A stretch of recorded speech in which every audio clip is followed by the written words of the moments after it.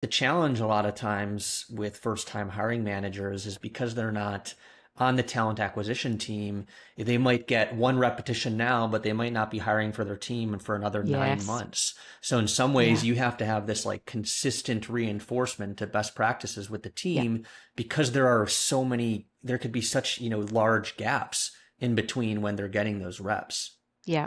And I think because we are consistently using, the interview jotter that we use, so they get used to looking at certain, okay, what's this person's hobbies?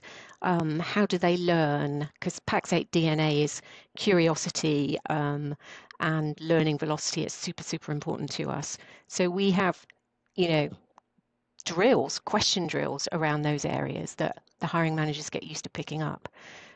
So that's really, really, really powerful.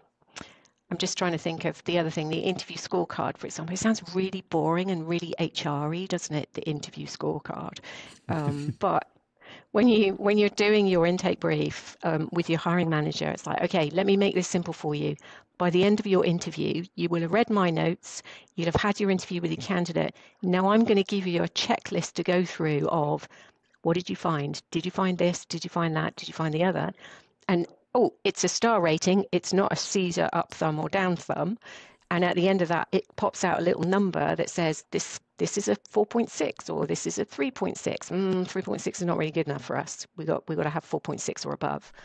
And it's those little drills and support tools that give them the muscle practice around, okay, I need to be looking at the seven major buckets of qualifying areas for this person. I think it works well, but we still got to make improvements.